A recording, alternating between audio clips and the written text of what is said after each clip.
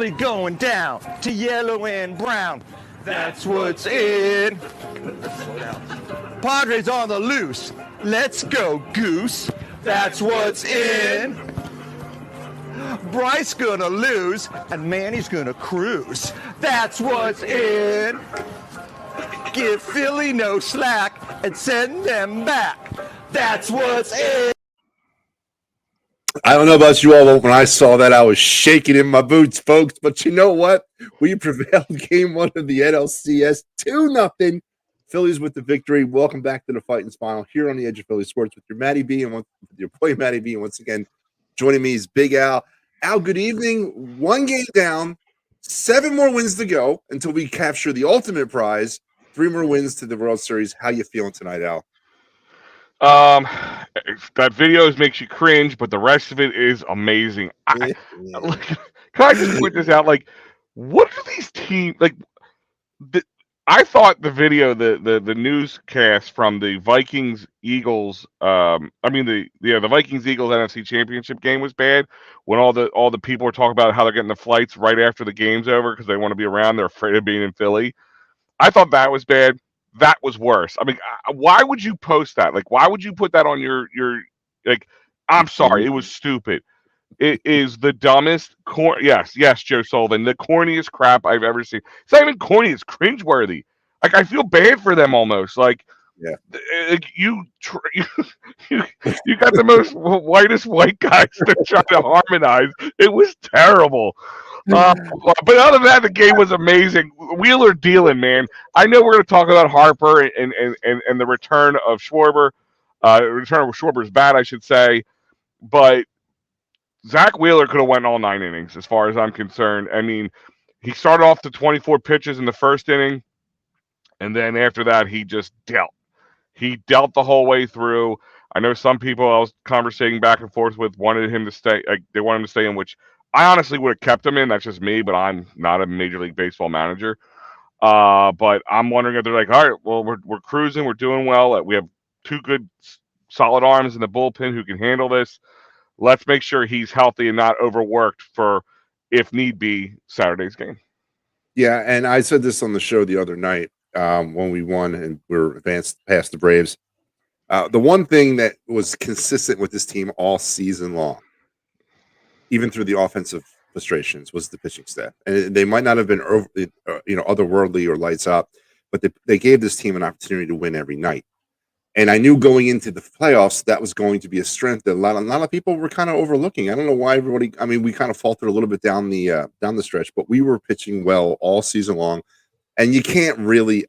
There's no words anymore to describe what Wheeler has been in the postseason. And then, of course, we're going to see the other half of that duo tomorrow in Nola. We're not here, Al. We're not in this position right now without Wheeler and Nola, and really the rest of them, to include the blowpen. Yes, I said the blowpen, and I'm saying that tongue-in-cheek wise, but the bullpen as well. We're not sitting here right now, Al. We aren't. No, we're not. I mean, I know people, Nola has his ups and downs. He hits August, September. People get nervous about it. Wheeler was injured going into September, missed a lot of September. But like you said, this team doesn't feel like it's in October. It feels like it's having fun. Like, they're having fun. Like, I guess is the best way of putting it. This team is all about having fun right now. They're enjoying themselves. And they're playing solid baseball. I think they brought up on the broadcast a couple dozen times how the defense was, the weak spot even down the line of the Phillies. I mean, the defense was there outside that one play in the from Bohm to Stott at the end that made us a little nervous. But I mean, that was just everybody was a little off kill on that. I don't blame Bohm or Stott for that one, but it was a little nerve-wracking. You did want to change to your brown pants at that point, but ultimately this team I can't say enough good things, and it hurts me because we're not used to things just cruising this smoothly. We only lost 1 game this postseason so far. I mean, I know we've only played a handful of games, but still, it's amazing. It's fun, and I'm enjoying every last goddamn moment of it, man. Yeah, and you said it. You hit it on the head, and tonight was another microcosm of how great it's been. I don't know if you had this problem tonight, but I know I did. Trying to watch 3 teams playing at the same time, the Phillies, the Flyers, and the Sixers, was a damn near impossible task. Really, 2 TVs and an iPad. 2 okay, yeah, TVs and an iPad. I didn't even think of that. So, by the way, the Sixers did lose tonight, but the Flyers won. They are now 3-0, and then of course the Phillies are now 7 more away from winning a World Series. Yeah, you're right. It's almost like we're not. This is not Philadelphia. This is all this good fortune, all this sports success up to this point. Where did it come from? There was no signs, no warning, no nothing. It just all kind of descended upon us this autumn. I'm not saying I'm against it. Obviously, I'm not, and I want to keep it rolling on. So, Al, let's talk about this game a little bit in depth. Okay. Okay. Yu Darvish was not throwing up goose eggs either. I mean, he was not throwing up beach balls either. He was rolling along. He is a hell of a pitcher, but he made 2 mistakes, and that was really what this game came down to. Is Darvish made 2 big mistakes? Yeah, and Wheeler made none, and that's really what this game came down to. Let's talk about the 2 big mistakes. But isn't that what a pitcher's duel is? Yeah, is whoever makes the least mistakes, and absolutely. And we're going to expect the same kind of game tomorrow, as far as I'm concerned, unless one of the pitchers don't decide to show up. But expect the same type of game tomorrow. Yeah, I agree. And this is what the series might be, and maybe a little bit past game 2. But let's talk about Harper's home run. Off the bat, Al, it looked like a lazy fly ball to right field. It just kept carrying. It kind of curved like loop-de-dooped, I guess is a good way. I felt like it came back in, over, and back out again. Like it was very weird. Like I got caught in some sort of vortex. Like you're just sitting there going, "Oh, he's gonna get this." Wait a minute, no, he's going back further. Wait, oh shit, it's a home run. Like even the announcers weren't ready for it. No, and I wasn't either. I was not either. Al, was that a home run at the bank? I mean, yeah, at the bank. That San Diego is a much more of a pitcher's ballpark, so I would imagine, yeah, wouldn't it be? I mean, it's warmer out there, so it's kind of like summertime out there. Not that it hasn't been warm around here. We've had some beautiful baseball days, but the air is a little thicker, So I mean, I don't know. Yeah, I mean, I think it's a home run at the bank. And then, of course, Kyle Schwarber. That home run was a home run on any planet. Matter of fact, that would have been a home run in the planet. That home run's out of here. Out of here. What was it? 38 feet? 443 feet, 120 mile per hour exit velo, baby. He smoked that ball. You know what? I look back at him like, remember we were talking about the Cardinal series in the wild card series? How Harper just looks like he was just wildly spinning and throwing his arms around. He looked like a cartoon character. It looked like Bugs Bunny playing baseball for a short time there. Then he got his groove in, and he's been locked in ever since. That's kind of what Kyle Schwarber was, even into the Braves series of the NLCS. And now just tonight so far, looks like he's locked in. So if you're telling me Kyle Schwarber's locked in, Bryce Harper's locked in, JT Realmuto for the most part is locked in. I mean, I know Nick didn't do much at the plate, but he didn't. He went down swinging, and he flashed a little leather tonight. Let's be honest. That one to center field, I thought was easily a double. Yeah. So he tracked that ball down. So I give him a little credit there. And they one hitter. I mean, mine one hitter. Hell yeah! That's all I can say to that. Hell yeah! Absolutely. All right, Al, let's take a look at the line real quick. It's not going to take long. It's a real quick one. Phillies would finish with 2 runs on 3 hits. They did have that almost very costly error in the 9th inning, but they were able to work their way out of it. The Padres would finish with no runs and 1 hit. As you mentioned, a combined 1 hitter. How the scoring went down, we talked about it. Bryce Harper got things going in the 4th with his home run. 366-foot shot to deep left to make it 1-0. And then Kyle Schwarber, Al, here it's listed here. That home run was 481 feet to deep right. That's what we're saying here. The graphic on the screen said 440 something. I mean, maybe if it didn't bash into some concrete, it would. I don't know how they figure that out. Either way, it was an upper decker, man. It was up there. If there was I would have felt bad if if a person took that to the head. That thing would have killed them. You know, the best thing is when a pitcher gives up a home run like that, and you saw Darvish as soon as he hit it, he didn't even look. He just put his head down and kind of nobody looked. And of course, the picture of pictures is Bryce Harper. Yeah, it's priceless. That might be the shot of the year right there. Yeah. That might be the shot of the year. On the line individually, Schwarber would finish 2 for 3. Definitely his best game in the postseason. Oh, by far. Actually, his best game in a recent Did you not memory. see his ERA coming in for the postseason at 0.05? I mean, best so far. 2 for 3, a run, an RBI, and a home run. He also had a walk. Basically, he was on base every time. Reese 0 for 4, JT 0 for 4, Harper 1 for 4 with the other home run. Castellanos 0 for 3, Alec Bohm 0 for 3, Bryce Desaad 0 for 3. Everybody else pretty much 0 for 3 for the Phillies. On the Padres side, Manny Machado, Josh Bell, and Juan Soto. Al, you ready for this? A combined 0 for 11 and a walk. If we keep them off kilt, this is going to be a short series. I'm just going to throw that out there. It'll be a very, very short series. That's where the pitching goes. Zach Wheeler, what can I say? Dominant. I don't even know how to say it even more like emphatic. Dominant. 7 innings, 1 hit, 1 run, 1 walk. He struck out 8. Sir Anthony continues to summon another world of pitching. Don't know what's going on there, Al. What he has found his mojo. I think every pitch in his inning of work was 100 miles an hour. At least it seemed like that. I think the lowest he had was 98 or 97, but that was like once or twice. Dealing, just rearing back and just throwing smoke. Listen, I think if anybody out there says that they expected us to even get to the NLCS at this point, either they were just drinking Kool-Aid or, listen, the way the season was going, even the way going into the postseason was looking like a little tight. So the fact that we got here and it's all about timing too. I mean, baseball's all about timing. The fact that Sir Anthony, when he got hurt and he came back, did well, got hurt again. When Wheeler got hurt, it was all best that it happened then. We were able to keep our heads above water and continue to play. Because right now this team is healthy and happy and hitting, and that's what we want.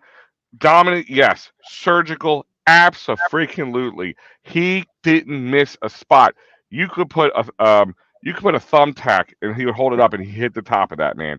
He is that good tonight. He looked like Roy Halladay. I'm just gonna throw that out there. He looked like he had the demeanor. He had the ability. He was a one hitter, dude.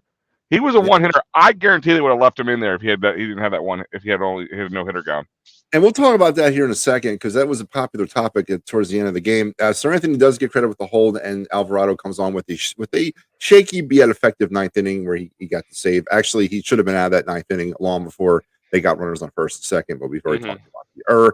On the other side, Hugh Darvish takes the loss. He's 0-1 now. 7 innings, 3 hits, 2 runs. They were earned a walk and 7 strikeouts. Dominant in his own right. Nick Martinez an inning, and Luis Garcia an inning as well. And there you have 2-0 Phillies. And now we are 7 games away from a World Championship. We are 3 games away from a return to the World Series. But tonight, Al, we talked about it, and I saw some of the internal chat going on when they decided to yank Wheeler out.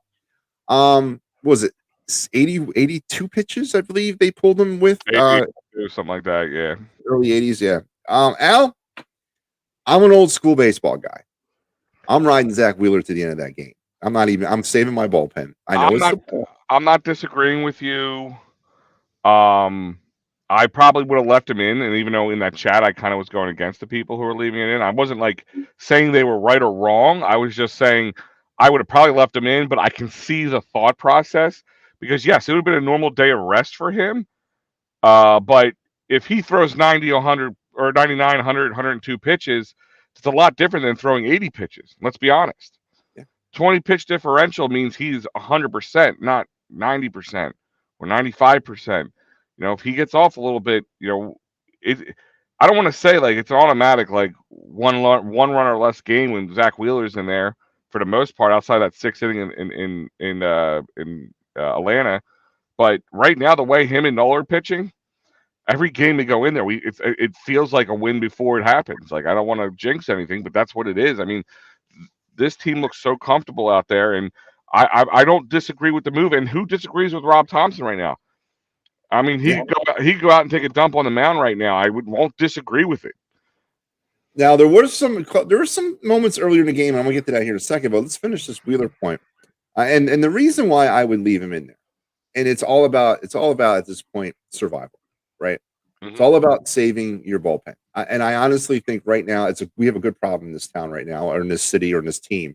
We have multiple options at closer.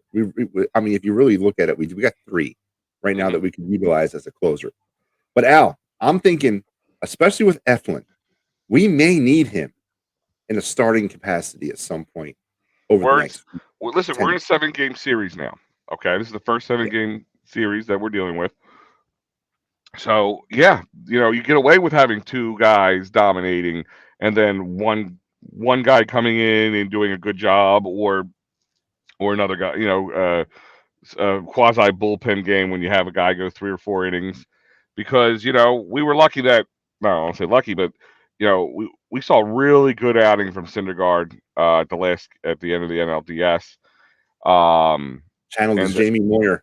Yeah, and like everybody, that's the thing, is everybody is playing at such a level right now. Even they said, I remember when the last time Wheeler pitched, he was throwing a 1 whole mile per hour higher than his average during the year, right? Yep. Then today they said 2. I mean, he is dealing. Yeah. He is dealing 100%, and maybe that's another reason he took him out. He goes, this guy's throwing 2 miles per hour heavier than he is. I don't want to burn this guy out. We're doing well. We have our bullpens locked. Everybody's locked in. I think Rob Thompson's riding the same wave we're riding. We're feeling very comfortable. Like, I haven't felt much in any of these games yet where I'm like, oh, this is gonna be a long game. I mean, except for the Wheeler game where he gave up in that 6th inning, was it 4 runs or whatever? That was the only time I could say I maybe even felt like that. But the rest, I don't want to jinx. We've only lost 1 game this whole postseason so far. Yeah. And a little word to the San Diego Padre faithful: if you're going to all 7 of you, if you're going to wave the towels, get everybody in unison to do it. It looks ridiculous when there's huge swaths of the stadium that are not waving towels and a little group that is. So it looks ridiculous when you're not doing that. So either you all do it or you put the towels down. Listen, I'm going to point a couple things out. When they were scanning that crowd, I saw a lot of new tags on these jerseys. It's funny. You see like 30 Manny. You see like 75% Manny Machado, even Juan Soto jerseys. Because it's not like Philly where you're seeing guys wearing Chase Utley jerseys still, or Mike Schmidt jerseys. Like Cole Hamels jerseys, things like that. Like these guys are front runners. Front runners who probably could care less about this team until now. Okay. And listen, they packed the stadium from, it looks like, from the outside, or from the outside looking in. They look like they packed the stadium. But, that video, play the video again one more time. You want to see that video again? This is, hold on. This is the embodiment of San Diego Padres fans right here. Okay, here we go. Philly going down to yellow and brown. That's what's in. Padres on the loose. Let's go, Goose. That's what's in. Bryce gonna lose, and Manny's gonna cruise. That's what's in. Give Philly no slack and send them back. That's what's in. Embodiment of your San Diego Padre fans. They don't deserve this. They aren't us. They aren't pissed off when this team loses. I mean, that looked like a frat party that went wrong. Like I just, it's terrible. I'm not going to even talk about it anymore. Phillies won, man. Wheeler dealed. Alvarado shut it down. Sir Anthony he was possessed. I think it's a good term to use. Possessed. He was. And Kyle Schwarber's locked back in. Harper's locked back in. And I can't say any other good things. Like, I know a lot of guys didn't hit tonight, but they went on both sides of the field. It wasn't just us. But our big guys came up. Their big guys did not. That's what's in. That's what's in. I heard, was there music accompanying that piece? Because he had like a little Bluetooth. Yeah. So there was some work done with that. That was like some preparation, like that, some like a rehearsal, right? I mean, Wow. That's what really is scary. Is they were Yeah. working on that. They just didn't come up with that in a spur of the moment. Yeah. James is saying, "What's with the rally goose? Who knows? Who Yeah, I don't know. knows, James? Who knows?" I thought it was homage to Goose Gossage. I guess I was wrong about that. Maybe I'm giving them too much credit of going that far back into the history of the Padres. Maybe. I mean, it's cringeworthy. I know we got Facebook users saying I kind of love the song. I think I know who that is. Um, but I think I like it now because it's so bad and it makes us look so much better. So don't worry, San Diego. You'll get a crash course in about 3 days on how a fan base treats its I want to baseball see team. how many San Diego fans are actually in Philly for this. No, listen, I'm not going to sit there and say I saw a lot of red in the stands, but I saw some. Wow, there was a goose at Dodger Stadium during Game 5. Okay. What does that mean? Is it like, did somebody bring it like the guy with the goat back in the like is it just like a good luck thing? Like, oh, the goose came in and they end up getting 3 runs. Did I it don't get know. lost flying south and it landed on the field? Was it like Bamboo Brad? Did he bring it in? Yeah, I know, Joe. I know it's you. But yeah, no. I mean, like I said, it's exciting. Like I said, this team just looks so poised. There's no reason not to be excited right now until they show us otherwise. And I said I said this is going to be in 5, especially if they win tonight. So I'm still going with my in 5. So we'll see what happens. Well, let's talk a little bit about Game 2. Tomorrow is Game 2. 4:35 start. Question. Now, I'm glad you said that. 4:35, which we all know, but they kept putting on the TV 3:30. Now, is that the time they start coverage, or did they move it up an hour? They said 3:30 Central Pacific time, didn't they? I don't know, but I thought it said Eastern time, which doesn't make any sense either. That's what I'm saying. That would mean they moved it up an hour. Yeah. But we'll wait and see. I'm not missing an hour of that game. I can tell you that much. So I'll definitely know. Aaron Nola is getting a nod tomorrow for the Phillies. He's 11-13 with a 3.25 ERA, and he'll be opposed by Mr. I'm risking my life and finger breaker Blake Snell as he'll make his return. And Bryce Harper and him will see each other again. Before we get to that matchup, the Harper Snell thing, what is going on, do you think, right now, Al, in the Aaron Nola or the Nola household in Louisiana? How are they dealing with this situation? Brother versus brother, son against son. What do you do as a father and a mother here? What do you think they do? I'm going to say it's going to be an awkward Thanksgiving at the Nola residence. Just put it that way.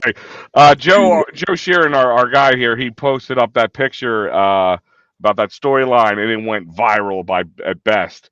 And yeah, it's tough. I mean, it's got to be tough because on one hand, you're going to be I couldn't imagine how excited I would be if I had a son who was in a chance to go to the World Series. And at the same time, I had to console another son who lost a chance to go to the World Series. Yeah. I mean, I would hope they would all understand that it is what it is in the situation. But I mean, yeah, the Nola parents are definitely in a rut when you have one son on either side, and one's going to lose and one's going to win, and that one is going to the World Series. And like I said, it may start a food fight at the Nola Thanksgiving. Now, Al, as a parent, do you go to the games, or do you just sit home and watch them? Oh, they're there. They would have been at the other games. I think they live close. I think they live close to San Diego. So you're going to get an opportunity. So let's paint this picture, Al. I think you go to every game. You go to every game in Philly, every game in San Diego. You go to all of them. That's how you show. Like his dad will wear a jersey underneath another jersey. Yeah, that's pretty cool. I would see what I would do is I would go get one of those split jerseys. I would have somebody. I mean, you make enough money, you can do this now. Nick Maton's mom did that, didn't they? When they were playing against each other in Houston, the son was pitching against the Phillies in Houston. Yeah, I do. I don't remember the jersey. It was right at the end of the season. The Maton boys were going at it with each other, and the mom was in the stands. She had like a split jersey on or something like that. But listen, Al, what do? It's Game 6. It's a clinching game. You go down, you hug the one kid, and say, "Well, see you later, Junior. We're heading over to the other locker room." Get some champagne. I mean, how do you do that, man? How do you do that? You rock, paper, scissors to find out who's going to the winning and who's going to the losing locker room. I mean, I mean, or you don't go to either locker room. You wait for them to come out, let them deal with it, and console them on your time. I mean, that's the only thing I can think of. If you're trying to be fair, I guess that'd be the way. But I mean, I would hope that either one would understand the Of course. situation. You know, they're sports family. They know the deal. Steven says, hopefully we get to see the Nick Maton brother versus brother as well. I disagree, Steven. I want the Yankees more than I want the Mets. Can I ask you a want question? How funny would it be if we have Yankees Phillies because that was actually funny. I wonder if Joe's still listening. Joe's the one who said it when Joe Girardi was when we first started the season. How great would it be a Phillies Yankees World Series with Joe Girardi at the helm? The fact that he's not here, and then we still have a Phillies Yankees series. Did you see Girardi taking shots at the Phillies the other day on the MLB Network? Now, what did he say? He said that they were due. That's all this was about. Nothing to do with him or Thompson. It was the franchise was due. Well, listen, I guess that's an easy way out. I mean, what's he supposed to say? I sucked as a manager. I blew it. Yeah. I mean, I don't think he's going to do. I mean, nobody's going to say that. He's just going to be like, listen, it was just not good. Whatever we were all doing wasn't a good mix. It was just right for me to leave, and I'm very proud of Rob Thompson and the Phillies for what they did. Listen, this has to sting. Like we've talked about the Nationals winning the World Series the year after Bryce Harper leaves. Yeah. You know, that had to stick in Bryce's craw a little bit. He could say it doesn't all he wants, but I you know, we all know these competitors, they get these things in their head and they don't let it go, man. And I think that's been sticking in there for a while. I think that's one of the reasons once they got into this postseason, they went nuts. I agree, and it is a great thing to see. And Al, I have to echo your comments about right now. I think I was fully on board maybe at the end of game 3 against the Braves when they beat them 9-1. And I was just like, there's nothing right now that's going to stop this team. And I don't know. I don't fear any team in the National League. I didn't fear the Dodgers. And I don't fear the Padres. The Astros scare me a little bit. I mean, they're pretty damn good. They're a machine when it comes to baseball. But right now, to me, it doesn't matter. Astros, the Yankees, the 1927 Yankees. I don't care who the hell they got to face. I just think this team is right now. I don't think they want to see us. I don't think anybody wants to see us. I honestly think we are. I want to say the team to beat in the sense, not to echo Jimmy Rollins too much, but we are I can probably say the hottest team right now. Not that San Diego is not on a too different trajectory. I mean, they were the underdogs in their last series. They were the wild card right above us, so it's not like they were like the best team in the Major League Baseball or in the National League or whatever. But it's just, I think we're just trucking through this, and I'm not getting ahead of myself. I don't see a loss. Maybe we lose tomorrow, and even we lose tomorrow, I'm not going to lose my mind. I'm not going to be happy, but I'm not going to lose my mind. We did what we're supposed to do on the road in the beginning of a 7-game series. We would have gotten the split. Obviously, you go for the sweep, come home 2-0, but the worst you can do is come home 1-1. I can live with that. That's optimal. You know what I mean? It's optimal. Yes, but if you can come home 2-0, absolutely. Now let me ask you that. If they win tomorrow, are we taking this in 4? Would you come off your 5-game and go to a 4-game? I mean, yeah, I could say that. I mean, I'm not going to sit there and say jump off that and just, oh yeah, we're I can't say they come to Philly. It's an automatic sweep. This team has to stay locked in where they're at. They have to keep this little chip on their shoulder, but play loose like they've been playing, and they have to continue to mow down. They're locked. Like I keep saying the term locked in, but they're like Terminators. You know what I mean? They have Terminator vision. They see the weakness of their enemy, and they are exploiting it, and they are hitting their targets. Yeah, no, I agree, and it's a beautiful thing to see. And as we move forward now, one last thing, and we're going to go because we're running low on time or short on time. With the win tonight, I was toying with potentially in my own mind, maybe going with Ranger in game 2 and saving Nola for game 3, setting up Nola for 6 and 7 type Wheeler at 6, Nola at 7 type scenario. That's something that you think is that something that should be explored or was explored, you think, by Rob Thompson with the win tonight, maybe switching out and putting Suarez in tomorrow?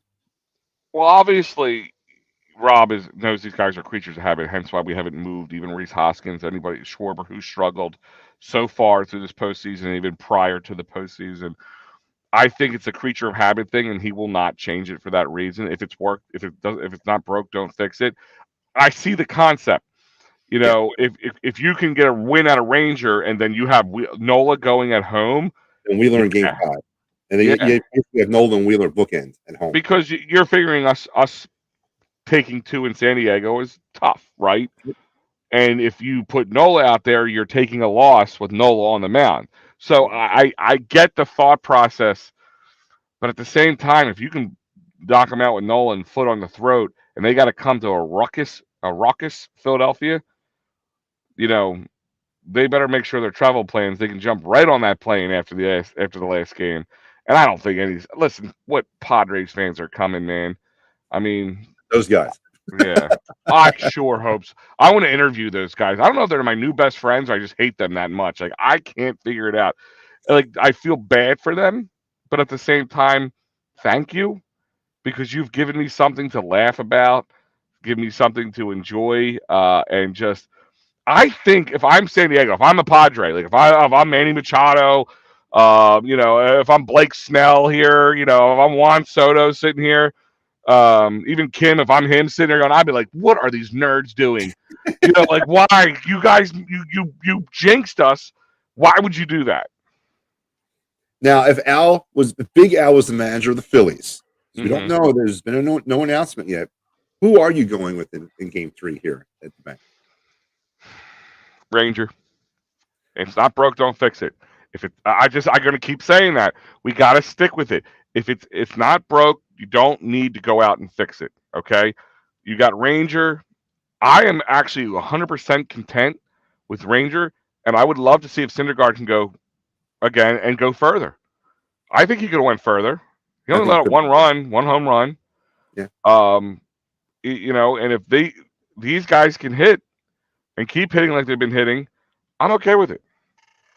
So is Kyle Gibson off the table for you? Oh, is he on the team? Yeah, still is. Yeah. Okay. Yeah. Way off the table. He's not even on the full season. Not even on the bullpen.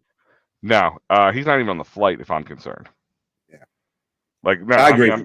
Listen, the man he has dealt some games. I was at a game where he almost he almost had a perfect game. I heard you mention it though. You talked about it. For the love of Pete. God damn it! It's never going to end, is it?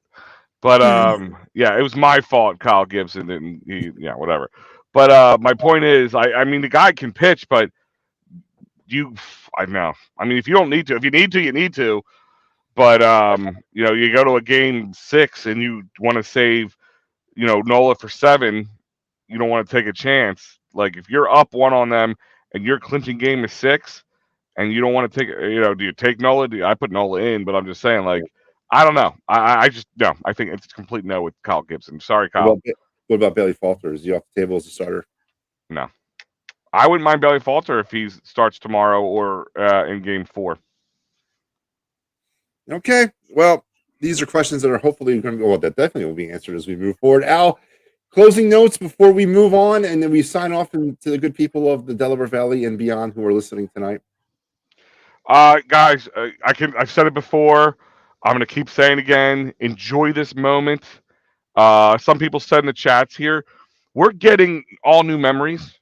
We always talk about, we always go back to 2008. The Grand Slam from Shane Victorino. Somebody said this in the messenger here, that shot from Schwarber was kind of like a Matt Stairs shot against the Dodgers. Yeah, I mean, we're getting our new memories. Bryce Harper has hit in one in every series. You know what I mean? Like first guy to do that since what they said, Gary Matthews or something like that. Yep. So Sarge was the last one to do that. So enjoy this, have fun, keep calm until they give us a reason not to. I mean, ride this friggin' wave. Yeah, no, absolutely, Al, and I could not echo the sentiments exactly. Tonight is episode 171 of the Phinal this year, and I'm not ready to give it up for the year, but I still want to do at least 7 more. So yeah, I agree, and or actually 8 more because we'll do one live from the parade when. Oh, absolutely! I want to get a mobile float, a mobile float, a mobile show going, right on the float, right in the back of the parade.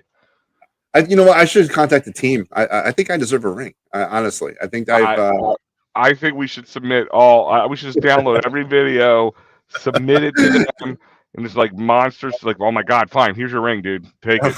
Take it. No, it's been a great ride, and and every game it seems like they're getting stronger and they're getting harder to beat in every single game. And tonight was just an example of it. When it could have come apart in the ninth inning, Alvarado held it down and got out of it. So they're feeding off this energy. Yeah. Even away, they are feeding off this energy. But when they come home, they're gonna feast on this energy, and you can see when they're playing. Like that's when you see guys like Brandon Marsh have 3-run home runs. Reese Hoskins gets off the schneid and knocks one in. I mean, that's the thing is like they are feeding off it, and I think this whole fan base by the end of it will deserve a ring. Yep. We all do. I agree. And you know who else deserves a ring? Not just the fan base or me, but the entire EOP Painted Lines and Devro Sports lineup. Here's a snapshot of it all, folks. Tonight is, I believe, Tuesday night. Yes, Tuesday night. We got a lot going on the network. We've actually had to leave some stuff off the network because it's just not enough time to get it all in. I promise Clear the Ice will return as soon as possible. I know the Flyers are making me eat some crow here as they continue to win, and I'm not able to talk about it, but that's okay. But I promise we will be back. But we did have some Sixers and Celtics talk tonight. Of course, the Phightins final here tomorrow night. Phightins final with me sometime in the evening, and then the Edge of Philly Sports flagship show, the EOP Live with Big Al and Joey, just to name some of the stuff on the immediate horizon. Don't forget our game day coverage. There obviously is no game day this week. The Eagles are on their bye, but when we do have game day, we have you covered pregame, postgame, and halftime. And if you're in the Delco area of the world and you're just needing to kind of pick me up, well, there's only one place you need to go for that, and that's the Dolan's Bar and Grill. By the way, I think PSG was down there tonight enjoying game one of the NLCS. PSG was at Dolan's, and Dolan's was a rockin'. Ooh. And for those, as of right now, he's booked unless something changes. So, as Maddie said, the Phightins final will be on after the game. And then after that, the post game with me and Joe will be talking that game, game 2, as well as Eagles, Dallas, and other Philly sports. But we also be joined by former NLCS star back in '93. Mr. Kevin Stocker will be in house, so that will be awesome, or will be online with us. So yes, that's interesting. Al, we'll talk about that off camera. But all right, and don't forget about the Philly Sports Trips people. What they got going on? I am certain Vince might put something together. You think for the World Series, out to Houston or up to New York? You think he'll do something for that? If it's in New York, I think it's almost a lock. Houston might be a different story. I don't know. But like I said, there may be already a trip on that way down there to Houston. They just got to add a little extra to it. Have you take a look at that? The next trip out on the Eagles road is to Houston. The next Philly Sports trip is to Houston. They are also going out to Nashville this weekend to take in a Flyers game. So a lot going on in Philly Sports Trips. People, go ahead and check them out. Don't forget the home tailgate parties at the Gatehouse, a.k.a. the Navy Yard. Every home game, you can leave your car there, folks, and just walk over to the rink. That's actually worth the price of admission right off the bat, if you're asking me. And then through all this joviality and success and glory, someone's going to go off the rails. It's just human nature. Frankfurt and Cotman is calling, and when it calls, something always happens wrong. So when it does happen wrong, my man Dave Cherry will be there for you at 610-565-0300 for your workman's comp, motor vehicle accidents, personal injury, and criminal law needs. Give him a call and tell him that EOP and Matty B sent you, and he shall take good care of you. Al, my friend, 1-0 tomorrow. Game 2, 4:35. Aaron Nola, Blake Snell. You want to give me your prediction about game 2, Al? At least one home run from Bryce. He will be the first to strike. I think Blake Snell's going to pay dearly for what he did, and I think Bryce remembers every last bit of it. I think the Phillies win this one. I really think they win this one tomorrow. And I know it's easy to say for all the winning they've been doing, but I think they got this. I do not fear San Diego. No, I don't fear San Diego in the least bit, Al. I do not. And to our friends from San Diego who came up with that musical interlude, gentlemen, it was a good try. but I'm going to show you somebody who actually knows what he's doing. Harry the K, what you got?